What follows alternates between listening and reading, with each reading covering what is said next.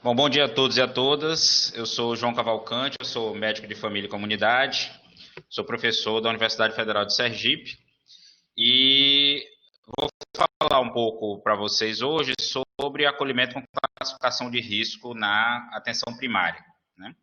É sempre um prazer estar em momentos onde a gente vai debater a organização de serviços para o fortalecimento do Sistema Único de Saúde.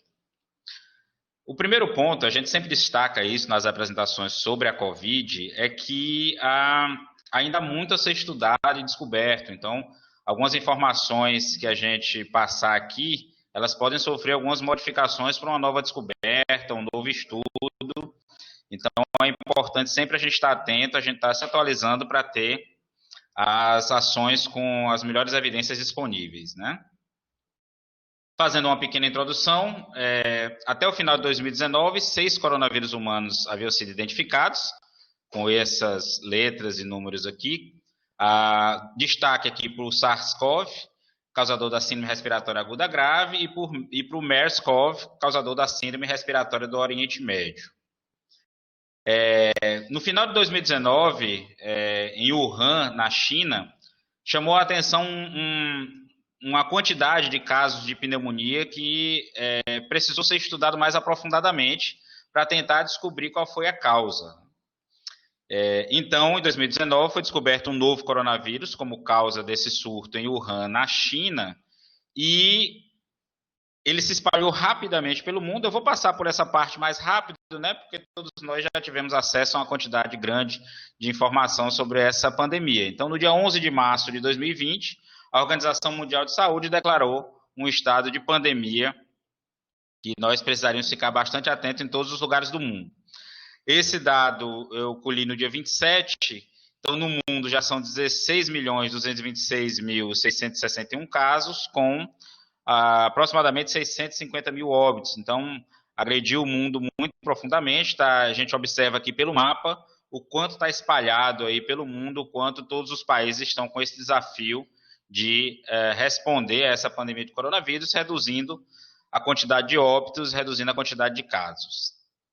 Aqui em Sergipe, esse dado também é do dia 27, nós estávamos com 52.603 casos confirmados e 1.314 óbitos. Então, também agrediu bastante o nosso estado, né?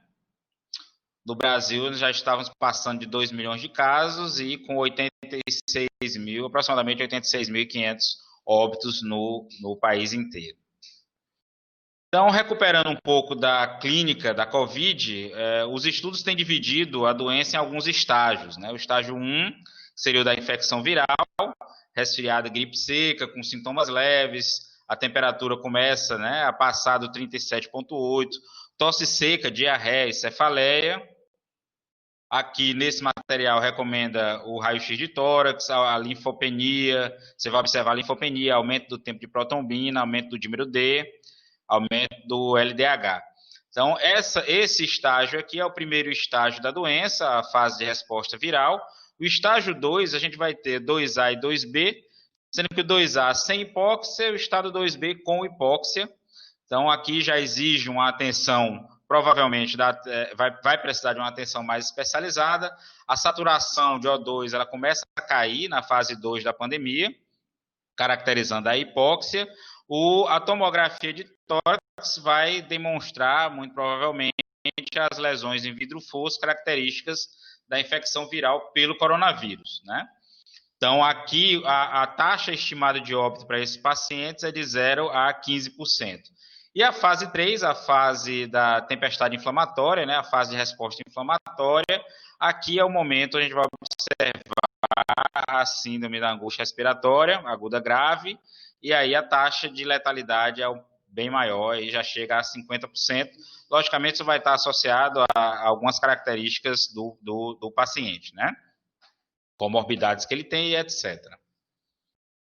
Aqui são os sintomas para tentar diferenciar. É importante lembrar que como a gente está no meio da pandemia, logicamente a gente vai tratar todos os casos de síndrome gripal com a possibilidade de ser portador do coronavírus.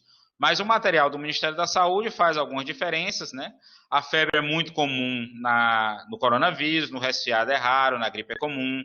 O cansaço aparece às vezes no coronavírus, às vezes no resfriado é comum na gripe.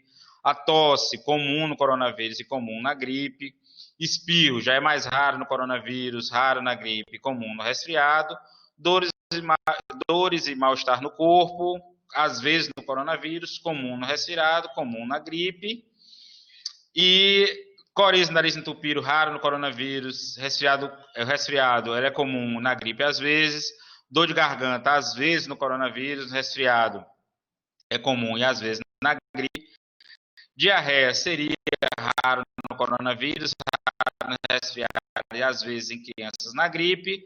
Dor de cabeça, às vezes no coronavírus, raro no resfriado comum na gripe. Falta de ar, às vezes no coronavírus, mas raro. O que tem observado no cotidiano das unidades básicas de saúde é que o sintoma de diarreia não tem sido nada raro.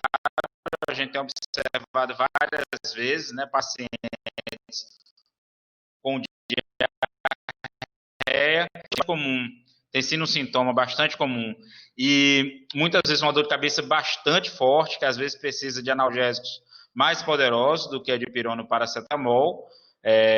Isso tem sido observado, e o destaque aqui é para a falta de ar, que esse é o sintoma que a gente vai precisar estar mais atento, né? Esse paciente muito provavelmente vai precisar de uma assistência com maior incremento tecnológico que nós temos na atenção básica. Esse paciente vai ter que ser referido. Então, a nossa vigilância ela vai ter que estar muito presente para identificar esse paciente com falta de ar e provavelmente referi-lo, porque ele pode estar num estágio mais grave, está agravando o quadro da doença nele, certo? Então, segundo a Organização Pan-Americana de Saúde, 81% dos infectados pelo novo coronavírus têm sintomas leves da doença, como tosse, coriza, 14% apresentam sintomas graves e 5% evoluem para o quadro crítico, que pode levar à morte.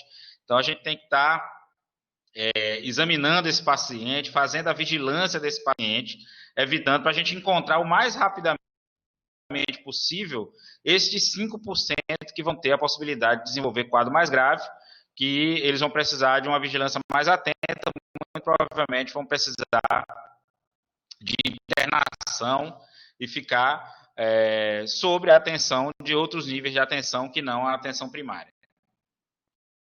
Bom, o papel da atenção primária num sistema de saúde de cuidados progressivos, a atenção primária é a porta de entrada preferencial desse paciente. Então, a ideia é que esse paciente seja avaliado na atenção primária logo no início dos seus sintomas, e a partir daí a gente organiza esse cuidado, a gente coordena esse cuidado para os outros pontos da rede, encaminhando para a atenção de acordo com a necessidade que esse paciente tenha. A unidade básica deve se organizar para identificar os casos com sintoma de síndrome gripal já na recepção. Todo paciente vai ser tratado como caso suspeito da COVID, então o uso do equipamento de proteção individual será fundamental, tanto para o pessoal da recepção, quanto para os profissionais que vão executar a assistência, e a gente vai classificar o caso e estratificar a gravidade de acordo com as possibilidades que nós temos no âmbito da atenção primária. Além disso, nos casos leves, realizar o manejo terapêutico e isolamento domiciliar, nos casos graves, estabilizar e encaminhar imediatamente ao serviço de urgência. A vigilância local, notificação, prevenção comunitária e vigilância ativa são papéis que a gente deve desempenhar no âmbito da unidade básica. Aqui tem um fluxograma que vai mostrar aqui a prioridade de atendimento que a gente vai realizar. Então, se a pessoa apresenta qualquer sintoma de síndrome gripal, né, é um caso suspeito, ele deve ser notificado imediatamente. É claro que no momento de pandemia, a nossa notificação de suspeita de Covid em síndrome gripal vai ter o que a gente chama na epidemiologia de alto valor preditivo positivo. Ou seja, a gente vai ter mais chance de acertar considerando esses casos como suspeito de coronavírus. Se esse paciente ele tem algum perfil de vulnerabilidade, que a gente vai mostrar para vocês aqui nos próximos slides, esse paciente é a nossa primeira prioridade. Então, apresentou síndrome gripal, tem algum perfil de vulnerabilidade ou sinal de gravidade, esse paciente é o nosso paciente prioritário.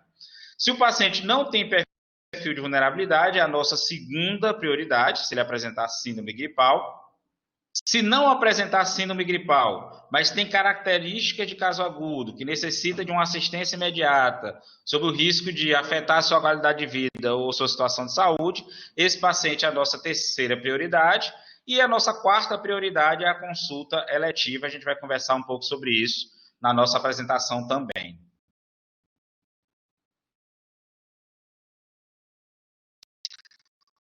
Os destaques, então, todos casos suspeitos. A investigação etiológica não é sempre realizada na atenção primária e isso não muda a conduta. E nem sempre a gente vai conseguir fazer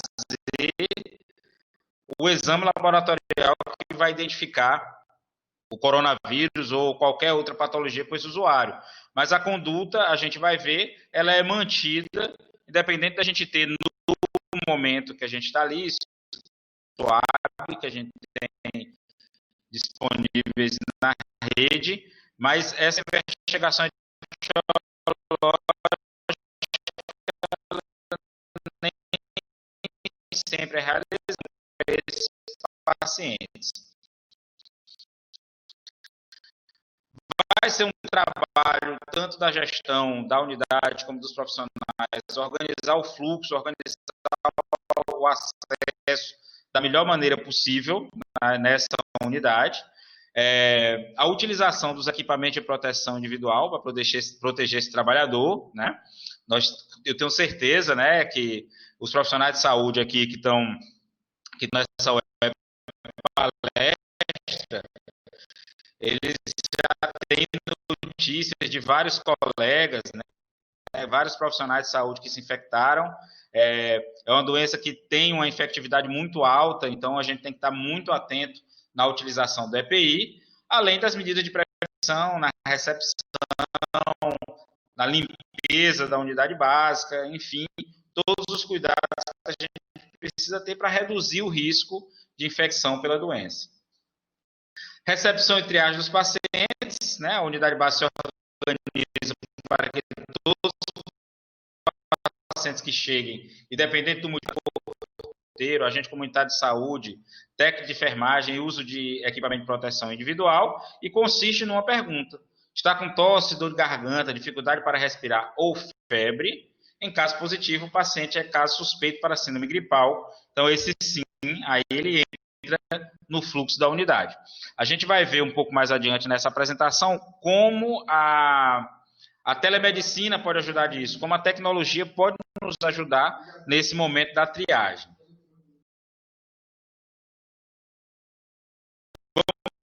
Falar sobre esse acolhimento com classificação de risco. Essa imagem eu uso sempre nas minhas apresentações, quando eu vou falar de acolhimento, é um diagrama que foi utilizado pela política de saúde de Aracaju no ano de 2003, falando o que é que seria esse acolhimento. Então, produtos do encontro entre trabalhadores e usuários de saúde, acolher necessidade, compreender e significar, corresponsabilizar-se, intervir com vínculo para produzir autonomia. Então, o acolhimento, ele é ter essa escuta ativa, né? Tentar ouvir o usuário para tentar identificar qual a principal necessidade de saúde dele e buscar algum tipo de resposta ou dentro da própria unidade básica de saúde ou encaminhando para outro setor da rede que possa dar essa assistência para ele. Então, o acolhimento é uma estratégia fundamental de ampliação do acesso, de cuidado e de garantir a integralidade também com, e a universalidade também com equidade. Por isso que a gente vai classificar risco. Não cabe mais um sistema de saúde que atenda exclusivamente por ordem de chegada, né? Esse não pode ser o critério exclusivo para acesso. Então, a gente tem que ter algum tipo de priorização para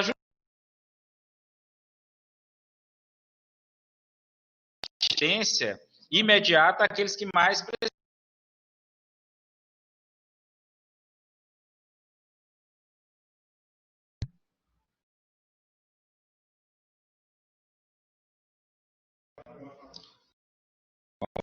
retornando aqui, algum problema técnico, vou retornar.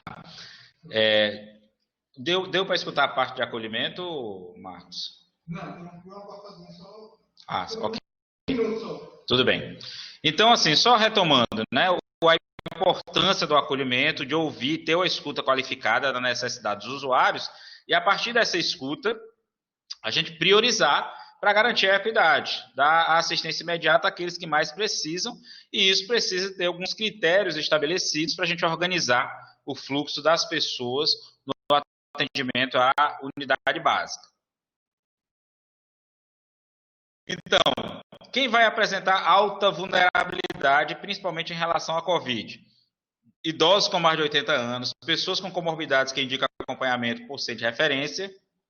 Então, esse tem alta vulnerabilidade, a gente precisa garantir a assistência imediata e, se necessário, referir esse paciente a outro ponto da assistência.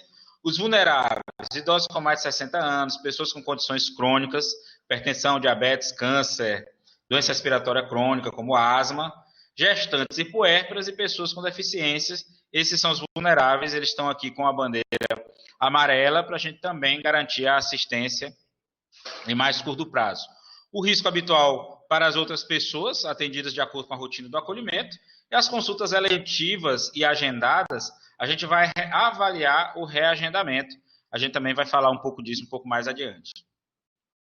Então, comorbidades que indicam acompanhamento para a COVID em centros de referência. Doenças cardíacas crônicas, congênitas, insuficiência cardíaca, doença cardíaca isquêmica, DPLC, asma mal controlado, né, doenças respiratórias crônicas, doenças pulmonares, fibrose cística, displasia pulmonar, doenças renais crônicas em estágio avançado, pacientes em diálise, imunossuprimidos, transplantados, qualquer tipo de imunossupressão, portadores de doenças cromossômicas e diabetes conforme avaliação clínica, aquele diabético mais descompensado.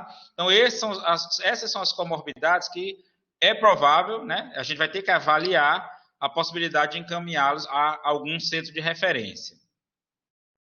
E a gente vai estar atento à apresentação inicial grave da doença. Então, a atenção primária como porta de entrada preferencial, é claro que nós temos unidades de referência, nós temos os centros de referências, que as pessoas chamam de gripário, né? Onde a pessoa é uma das portas de entrada. A atenção primária é a porta preferencial, mas não é a única. Então, um quadro de pneumonia, que é a apresentação mais grave, caracterizada por febre, tosse, dispneia e alteração da ausculta, muito provavelmente esse paciente vai ser estabilizado na atenção primária e vai ser encaminhado ao serviço de referência. Agora, logicamente, diversos sistemas de saúde municipais eles se organizaram para ter uma porta de referência prioritária para esses usuários, né? Então, os centros de referência, algumas unidades de pronto atendimento também estão abertas para esse usuário com apresentação inicial mais grave. A pessoa é uma das portas de entrada. A atenção primária é a porta preferencial, mas não é a única. Então, um quadro de pneumonia, que é a apresentação mais grave, eles devem ser encaminhados para as portas de urgência. Então, esse encaminhamento responsável, essa responsabilidade com o acolhimento, ele é da atenção primária, mas lembrando que há portas de entrada que estão abertas para esse paciente também na rede de urgência e emergência. Os sintomas de gravidade. Então, nos adultos, qualquer déficit no sistema respiratório, falta de ar, dificuldade de respirar, ronco, retração subcostal, intercostal, cianose central, saturação e oximetria de pulso abaixo de 95, taquipneia maior do que 30 movimentos respiratórios por minuto, ou sinais e sintomas de hipotensão, diminuição do pulso periférico. Nas crianças, a gente vai precisar estar muito atento, inclusive a orientar a própria população em relação ao batimento da asa do nariz, o movimento paradoxal do abdômen, bradipneia e risco respiratório irregular, a saturação também abaixo de 95, a taquipneia, déficit no sistema cardiovascular também. Todos esses são sintomas de gravidade, além dos sintomas de alerta adicionais, né? Piora na condição clínica da doença de base, alteração no estado mental, como confusão ou letargia, persistência ou aumento da febre por mais de 3 dias, ou retorno após 48 horas de período afebril. Para as crianças, inapetência para amamentação e gestão de líquido, piora nas condições clínicas da doença de base, alteração do estágio mental, confusão, letargia ou convulsão. Esses são sinais de alerta adicional que também a atenção primária pode acolher e enviar para as portas de urgência e emergência. Quando, logicamente, pessoal, vai depender muito da incorporação tecnológica que a gente tem na unidade básica. Qual é o grau de resolutividade que essa unidade básica tem, né? Então, se for possível, quais são as medidas de suporte desejáveis na unidade básica de saúde? Estabilização da temperatura, que pode reduzir a dor e desconforto, garantia da oferta de líquidos, oferta de oxigênio de fluxo livre ou não invasiva, e o encaminhamento seguro desse paciente a outra porta. Repito, depende da capacidade instalada que essa unidade tem, né? Se essa unidade tem oxigênio para oferecer, se essa unidade faz acesso para garantir a hidratação desse paciente, pode ser realizado também. Então, de acordo com a avaliação do profissional médico e da capacidade da incorporação tecnológica que essa unidade básica tem, essas medidas podem ser realizadas. E os casos leves, medida de suporte e prevenção, indicar o isolamento domiciliar, que deve durar no mínimo 14 dias. Isso tem sido alvo de debates, eu vou mostrar um pouco adiante também. Realizar o monitoramento clínico por telemedicina e visitas domiciliares a cada 48 horas, que deve ser ou visitas domiciliares a cada 48 horas. Esse monitoramento clínico ele é organizado pela equipe de saúde de acordo com suas possibilidades. Eu estou atuando na unidade básica de saúde em São Cristóvão, no bairro Tijuca, e lá a gente faz esse monitoramento pelo WhatsApp, utilizando a telemedicina, conversando com o paciente, acompanhando como é que ele está, e, se necessário, solicitando que ele venha até a unidade para nova avaliação, e assim a gente vai controlando os pacientes, tá? Os cuidados no domicílio, repouso, hidratação, alimentação balanceada, o isolamento social possível, a gente tem que insistir isso com os usuários, explicar as consequências disso, e o controle da temperatura, seja com banhos, seja com o uso de antitérmicos. Então, o diálogo com a população, a orientação, evitar, né, tentar evitar a automedicação, esse diálogo vai ser fundamental. Logicamente, nem sempre, pela desigualdade social que existe no nosso país, o isolamento social ele vai ser possível da forma como a gente pode prescrever. Mas é claro que a gente vai reduzir os riscos da melhor forma possível. Então, lavar as mãos várias vezes ao dia, o uso de máscara, evitar sair de casa quando for possível, né? Então, orientar isso é fundamental, dialogar com os pacientes, falar para eles sobre o risco que a doença traz, né? A gente não pode subestimar, a gente já está com vários meses de pandemia, então há uma certa tendência de essas medidas serem flexibilizadas, né, pelos usuários, até por nós profissionais, né, eu acho que a gente pode dizer isso, mas precisamos nos manter atentos porque a gente continua ainda com a grande quantidade de casos, a gente continua ainda com a grande quantidade de óbitos, então isso tem que ser observado até a gente conseguir controlar melhor essa pandemia.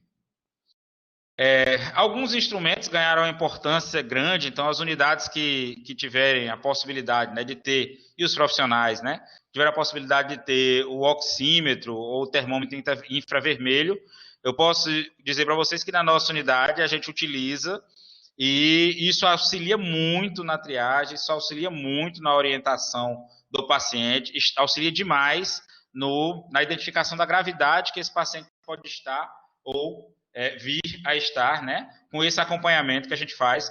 Então, o oxímetro e o termômetro vermelho, é claro, pessoal, que assim, eu sempre digo para os meus alunos e na oportunidade que eu tenho de conversar com profissionais, é que a gente faz o máximo com o recurso que a gente tem, né?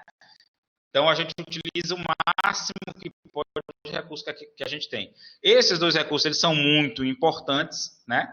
A gente espera, né, que ele esteja disponível para as equipes de saúde, mas quando não tem, a gente vai utilizar o termômetro de mercúrio, se houver, e se necessário for, o paciente que tiver alguma dificuldade respiratória vai ser referido para uma unidade com maior capacidade tecnológica do que aquela que a gente está, né? Não é o tema da nossa web palestra, né? Mas lembrar sempre do primeiro não causar dano. Então, assim, se basear nas evidências científicas para a prescrição de medicamentos, ele vai ser fundamental, né? Então, manter a calma e primeiro não causar o dano é fundamental, se manter atualizado, né? Sempre tentar buscar as melhores informações, porque o tempo todo a gente está, repito, não é o tema, senão esse tema aqui seria bem mais polêmico e dominaria toda a palestra, mas aí o tempo todo a gente está com essas medicações sendo apresentadas como tendo algum efeito do coronavírus, então cabe aí aos profissionais, principalmente ao profissional médico que faz a prescrição, né, analisar, verificar, buscar as melhores evidências para a sua prescrição, né? Então, o nosso código de ética, aí falando para os médicos em relação à prescrição, o nosso código de ética coloca que o médico exercerá a sua profissão com autonomia. Então, logicamente, isso traz para a gente uma responsabilidade a mais de buscar as melhores evidências para a nossa atuação, mas o serviço não pode, né, exigir nem determinada prescrição ou não prescrição. É claro que isso vai muito da capacitação que a gente vai precisar fazer, do acesso às melhores evidências que a gente vai ter. Essa foi uma opção que foi feita, por exemplo, pela Anvisa, né, de colocar, reforçar a questão da autonomia do profissional médico, mas é claro que a gente vai tentar, vai buscar, né, as melhores evidências para ter a conduta que mais vai ajudar os nossos usuários. Orientar muito a população em relação à automedicação pelos riscos de intoxicação, interação medicamentosa, agravamento do estado de saúde, dependência ao medicamento, mascarar ou agravar outra doença, efeitos colaterais, reações adversas, risco de resistência aos antimicrobianos. Então, nesse ponto, está perto da população para orientar dos riscos da automedicação. Provavelmente, assim como eu, né, que estou também na unidade básica, a gente tem encontrado alguns casos de efeitos colaterais de medicação por automedicação, então a gente precisa estar atento e orientar a população e garantir o acesso da melhor forma possível.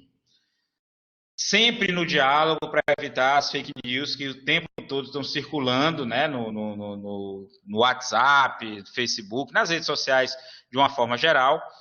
Então, dialogar com as melhores evidências para dialogar com a população é fundamental, no intuito de dar a melhor orientação possível, a gente se basear no que a gente tem de mais forte nesse momento, né, que são as evidências científicas. Alguns dias atrás, a Organização Mundial de Saúde mudou a alta do isolamento, né? Então, a Organização Mundial de Saúde recomenda pelo menos 10 dias, mais 3 dias com melhora de sintomas, e o CDC norte-americano recomenda pelo menos 24 horas sem febre com melhora dos sintomas para a gente dar alta do isolamento paciente. Então, a suspensão do isolamento baseado em sintoma, pelo menos 10 dias do início dos sintomas, resolução da febre a pelo menos 24 a 72 horas sem o uso de antitérmicos e melhora dos sintomas de uma forma geral de 24 a 72 horas. O que a gente tem utilizado é o quê? É o acompanhamento desse paciente por pelo menos 14 dias e a alta do isolamento se ele tiver pelo menos 72 horas sem sintomas. Esse ponto é fundamental. Mas observem aqui que até a tosse pós-infecciosa ela é possível e não é considerada como necessidade de manutenção do isolamento, devido ao baixo risco de transmissão da doença a partir do 14º dia, né? Já diminui muito a possibilidade de vírus viável para provocar infecção em outras pessoas. O que é que a gente tem utilizado, né, na maioria dos protocolos? 14 dias e pelo menos 3 dias sem sintomas, né, com melhora significativa dos sintomas. É claro que a gente tem observado também algumas cronificações de alguns sintomas que vão necessitar de acompanhamento ambulatorial especializado. Então, nesse ponto também a atenção primária deve ficar atenta, mas são poucos casos, acredito eu, né? Não tenho a evidência científica para isso, mas o que a gente tem observado tanto na unidade básica quanto no aplicativo Monitora Covid, aqui da FUNESA, né? Da Secretaria Estadual de Saúde, é que esses casos, eles realmente não são a maioria, são alguns casos que vão precisar de atenção por mais tempo na atenção ambulatorial especializada por conta de alguma sequela que a doença possa ter deixado. Então, a suspensão do isolamento também para os pacientes críticos, graves e imunodeprimidos, pelo menos 20 dias do início dos sintomas, houver resolução da febre a pelo menos 24 horas sem uso de antitérmico e melhora geral dos sintomas. Então, esse é o material mais recente que a Organização Mundial de Saúde publicou. Bom, já caminhando para a finalização e abrir para as interações com vocês, em 20 de março de 2020 foi publicada uma portaria que autoriza ações de telemedicina por caráter excepcional e temporário, justamente no enfrentamento à Covid-19. Então, a telemedicina garantiu um papel muito importante no isolamento social, na medida que ela garante acesso, não necessariamente com a presença física do paciente. Então, assim, é um grande canal para a gente fazer tanto a teleorientação como o telemonitoramento e assim evitar deslocamento de pacientes sem deixar que caia a qualidade do seu cuidado. Então, as ações da telemedicina, ela contempla o quê? O atendimento pré-clínico, suporte assistencial, consultas e monitoramento, diagnóstico realizado por meio de tecnologia da informação e comunicação no âmbito do Sistema Único de Saúde. Eu queria destacar para vocês uma experiência que a gente está adotando na Unidade Básica de Saúde do bairro Tijuca, em São Cristóvão, que é o WhatsApp da equipe.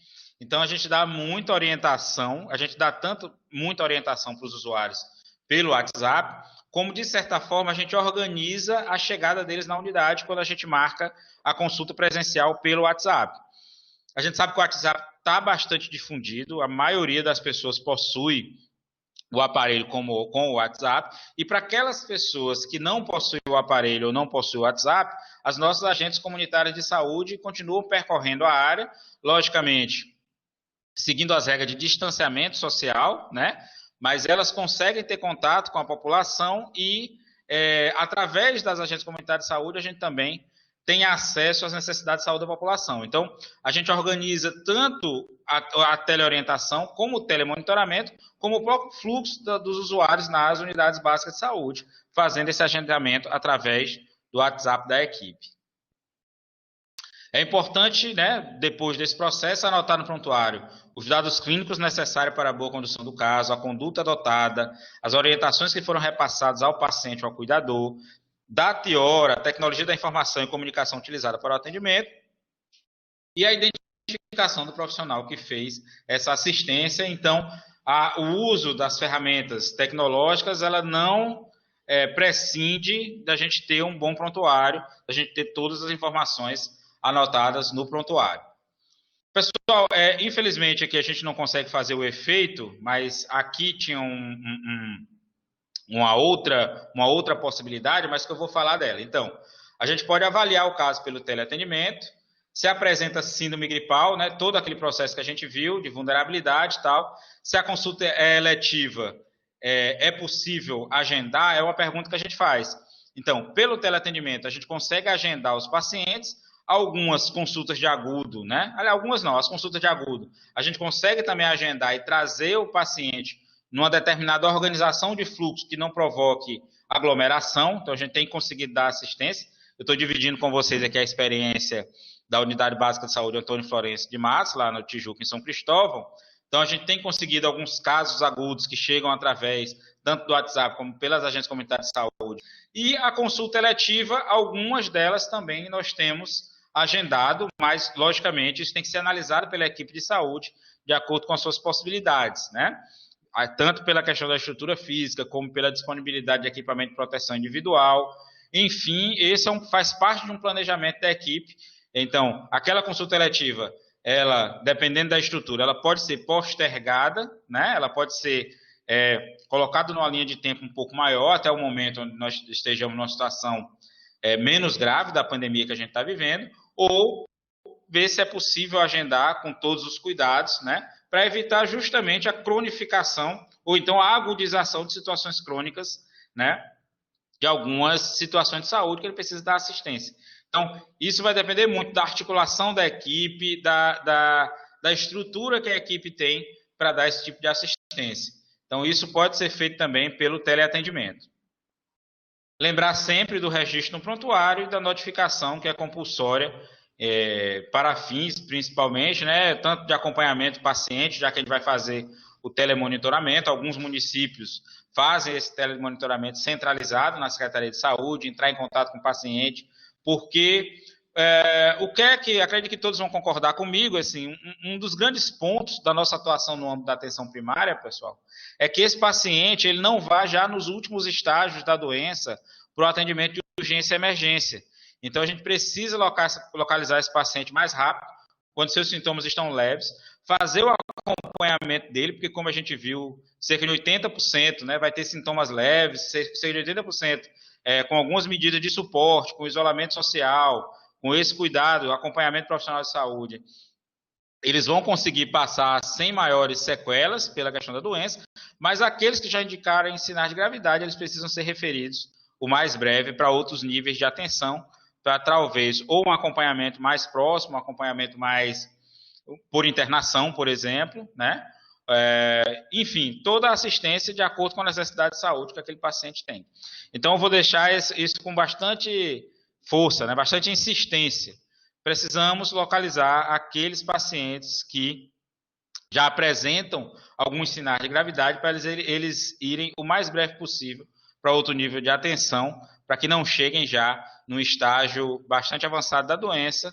A gente tem observado, né, uma grande quantidade de óbitos por essas situações, certo? Dividindo um pouco da experiência que a gente tem na unidade básica lá, nós tivemos 3 óbitos, um paciente com bastante comorbidade, né? Então, hipertenso, diabético, não compensado, né?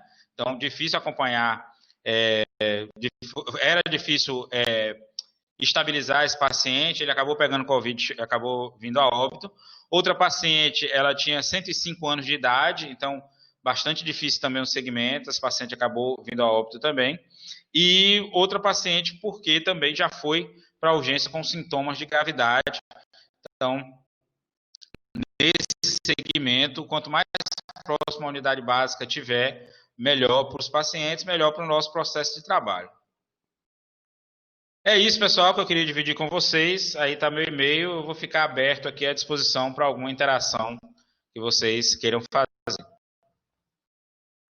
Respondendo à pergunta da Janaína, né? O que eu sugiro quando há déficit quantitativo de médicos, impossibilidade de contratação emergencial. Janaína, eu acho que, como eu disse, né? Eu acho que a gente faz o possível com a estrutura que a gente tem, né? Então, assim, frente a uma realidade dessa, isso vai ter que ser analisado para ver qual é a real capacidade instalada que essa unidade tem para prestar uma assistência. Dividindo minha experiência contigo, eu acho que assim, o WhatsApp da equipe, né, o telemonitoramento, a teleassistência, na minha experiência, ela tem organizado muito o fluxo para evitar, por exemplo, as aglomerações, entendeu? Então, eu acredito, como eu disse, né, eu acho que é preciso conhecer qual é a realidade, o tamanho da demanda e qual é a estrutura de oferta possível a ser apresentada, entendeu? Porque dependendo dessa estrutura, eu vou montar para tentar ver o máximo que eu posso tirar da estrutura que eu tenho.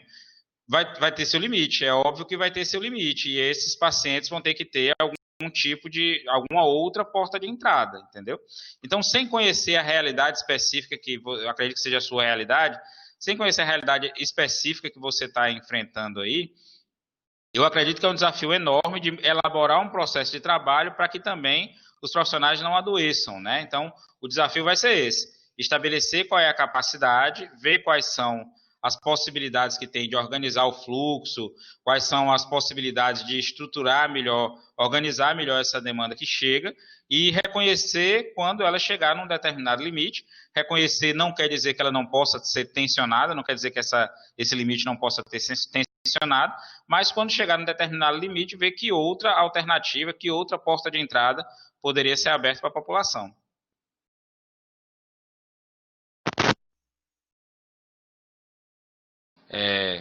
Respondendo ao Francisco, Francisco, muito difícil responder até quando essa demanda reprimida vai suportar permanecer assim, né? É bem difícil, porque a gente não sabe, infelizmente aqui no país, a gente achou que ia chegar num pico, né, no país de uma forma geral, mas isso se reflete também no nosso estado, a gente achou que ia chegar num pico, e desse pico a gente ia começar a descer. Mas infelizmente a gente está num determinado platô. É claro que as notícias aqui em Sergipe, por exemplo, eu estou pegando dados do aplicativo aqui da Funesa, o Monitora Covid, que eu aproveito para divulgar aqui. Falem com os seus usuários, pessoal, divulguem o aplicativo Monitora Covid. Ele está disponível para download tanto na Apple Store como na Play Store. Então, o usuário pode baixar esse aplicativo e os médicos e enfermeiros, a gente liga diariamente para perguntar como é que esse usuário está, para dar orientações. Então, o aplicativo ele é fundamental nessa assistência. Eu acho que ele é um suporte muito interessante, né? É uma outra porta de entrada para o usuário que eu acho que é importante. Mas voltando para a sua pergunta, o que a gente tem observado no aplicativo é que a quantidade de pessoas, eu fiz questão de confirmar isso com alguns serviços de saúde, algumas portas de entrada de urgência e emergência, é que tem diminuído o fluxo de usuários com gravidade, né, com algum grau de gravidade de Covid, né, mesmo com sintomas leves, né. Então, é provável que a gente já comece a descer desse platô. Eu não estou fazendo uma afirmação de como é que está a infecção por aqui. Então, assim, quando esse processo começar a descer, é que a gente vai ter a possibilidade de abrir bem mais as nossas unidades. Agora, veja, o que é que a gente tem tentado fazer na nossa unidade básica, né? A gente está organizando o fluxo de uma determinada forma, com o apoio do WhatsApp da equipe, para agendar alguns desses pacientes, principalmente aqueles com o maior risco de agudização.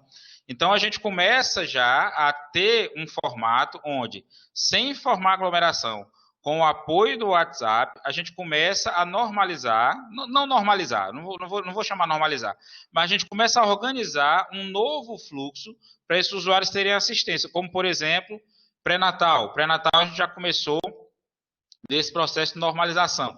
A gente tem organizado um esquema para renovação de prescrições de longo prazo, né, de saúde mental, de hipertensão, diabetes, mas a gente já começa a agendar pelo WhatsApp esses pacientes, logicamente, em locais separados. Então, os pacientes da síndrome gripal, eles são atendidos num local, né? E os pacientes que a gente vai atender ambulatorialmente, que não estão com suspeita de síndrome gripal, a gente atende em outro local. Então, assim, não dá para responder até quando a gente vai permanecer dessa forma.